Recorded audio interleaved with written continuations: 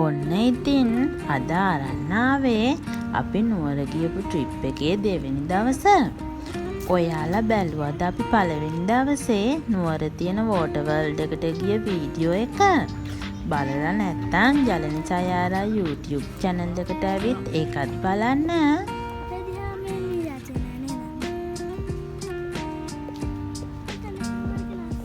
දෙවෙනි දවසේ වීඩියෝ එක ගේන්න ගොඩක් දවස් ගියා. ඒකට මං ඔයාලගෙන් සමාව ඉල්ලනවා. මේ අවුරුද්දේ වැඩ ගොඩක් එක්ක තමයි මං ඔයාලව බලන්න එන්නේ. එන්නකෝ අපි කොහෙද ගියේ කියලා බලන්න. ඔන්න ඔයාලා දැනටමත් දන්නවා ඇති අපි කොහෙද ගිහින් තියෙන්නේ කියලා නේද? ඔන්න ළමයි අද අපි ආවේ මල්වත්ත බලන්න පේරාදෙනිය ගාඩන් එකට. අද ඔයාලට පෙන්නන්නම් කොහොමද මල්වත්ත කියලා. යන් අපිත් එක්ක එහෙනම් බලන්න. අපි මල්වත්තේ ඇවිදින්න පටන් ගත්තේ රූස්ස ගස් තියෙන්නේ අන්න ඒ පැත්තෙන්. ඔයාලා යනවා නම් ඉස්සරෝම ඒ පැත්තෙන් නම් පටන් ගන්න එපා.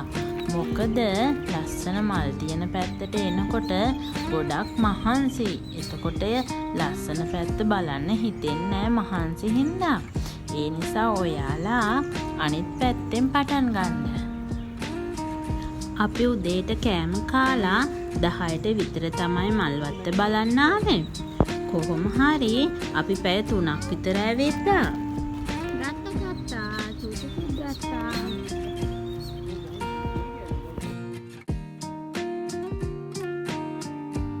අපි මේ මල්වත්තට ආපු දෙවෙනි පාර. අපි මේ සැරේ ඇවිත්නේ කලින් වතාවේ ඇවිදපු නැති පාරවල් වල.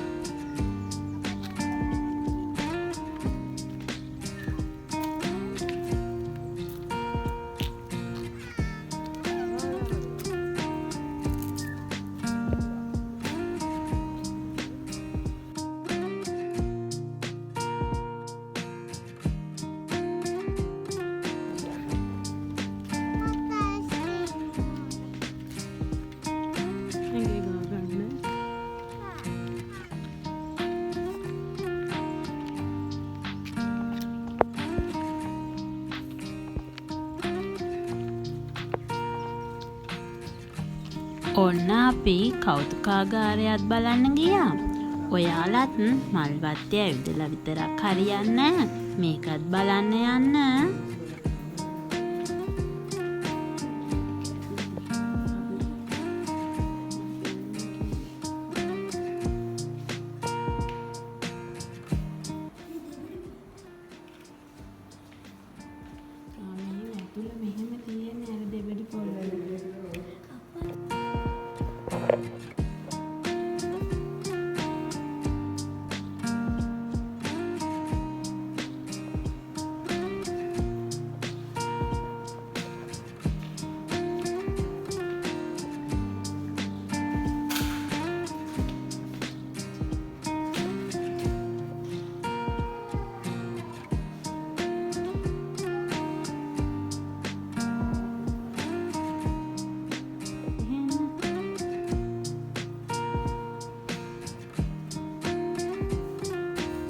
ඔයාලා මේ වගේ පාරවල් ෆිල්ම් වල එහෙම දැකලා තියෙනව නේද?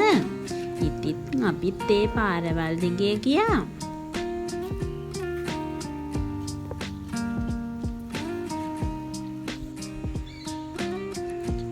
මෙතන තමයි සත්තුන්ගේ එක එක විදිය හැඩ කපලා තියෙන්නේ.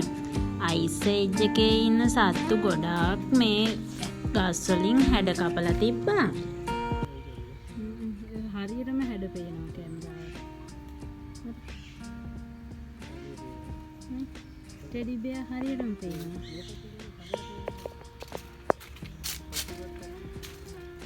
මේ වලහ. මේ ආලියා.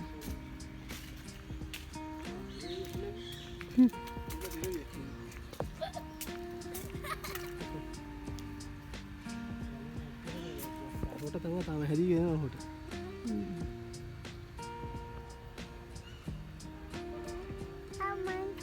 මේ ඉන්නේ මේ මැමත් පවුල ඉන්නේ අර. ඔන්න මම ආසම ශාක එකතුව බලන්නයි මේ යන්නේ. මම ආසයි මේ ශාක එකතුව බලන්නකෝ ඔයාලත් ඒවට කැමතිද කියලා.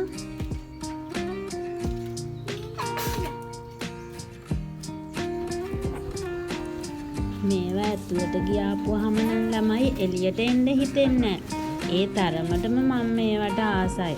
බලන්නකෝ ලස්සන ගස් කොළන් එකට එකතු වෙලා හරි ලස්සනයි නේද?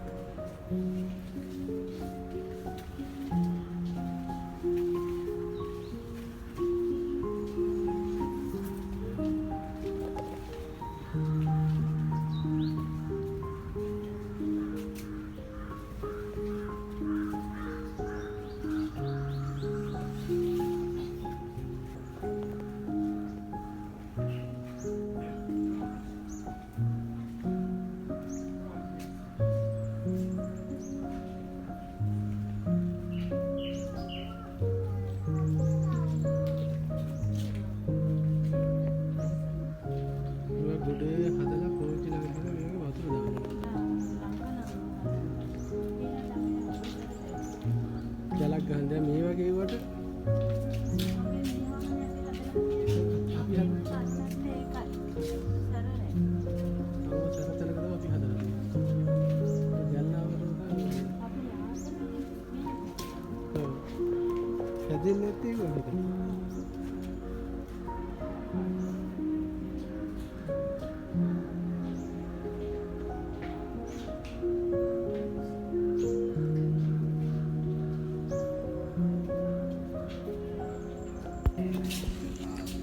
ඔන්න දැන් ආවේ ඕකිඩ් හදලා තියෙන තැනට. බලන්නකෝ ඒ ඕකිඩ් මල් වල ලස්සන. මේ වගේ ලස්සන මල් වලින් පිරුණු ලස්සන මිදුලක් හදාගන්න ඔයාලත් කැමතිද?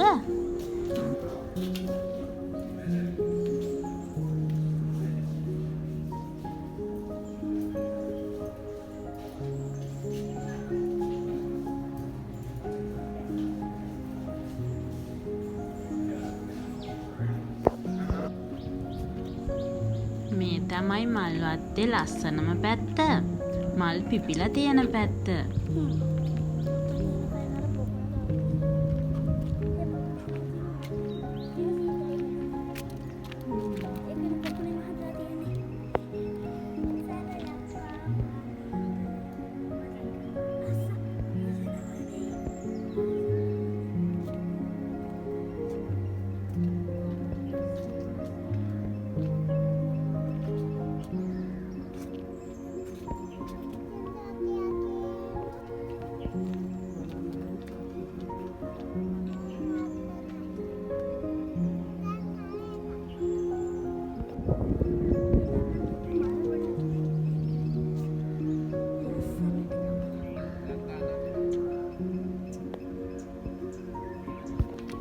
ඔන්න අපි ආයෙත් ආවා ටනල් එකක් ඇතුලේ හදලා තියෙන කැලයක් වගේ ශාක එකතුවක් බලන්න.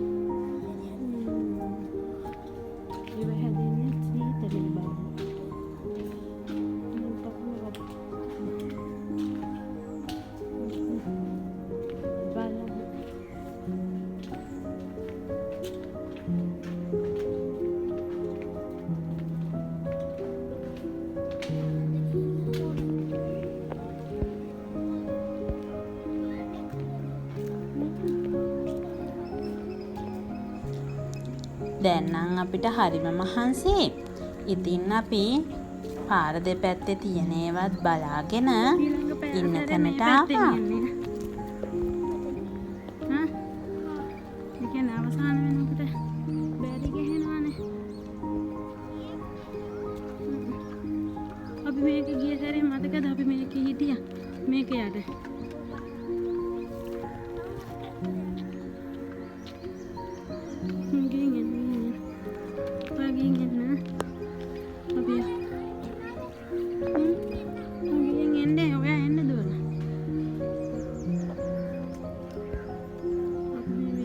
ඔයාලට මගේ කටහඬින්ම තේරෙනවනේ නේද කොච්චර මහන්සිද කියලා. ඉතින් අපි ඉන්න තැනට ගිහිල්ලා වොෂ් එකක් දාගෙන කෑම කාලා මේ යන්න හදන්නේ දළදා මාලිගාව වඳින්න. දැන් හවස 5ට විතර ඇති. මේ තමයි අපි හිටපු තැන.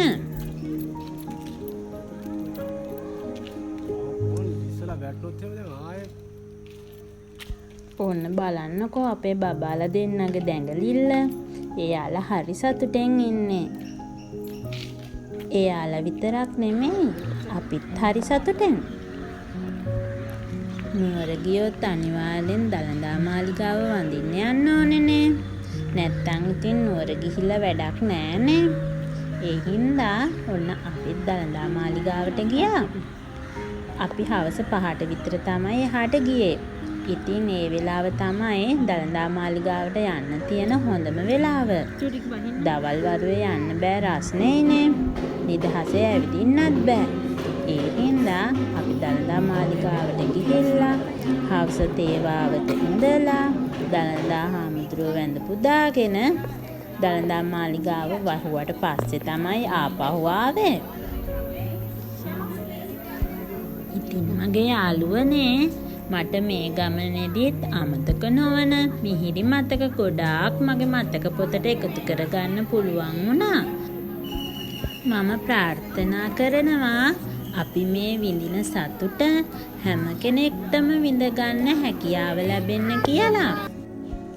මේ තමයි අපි නැවතිලා හිටපු තැන.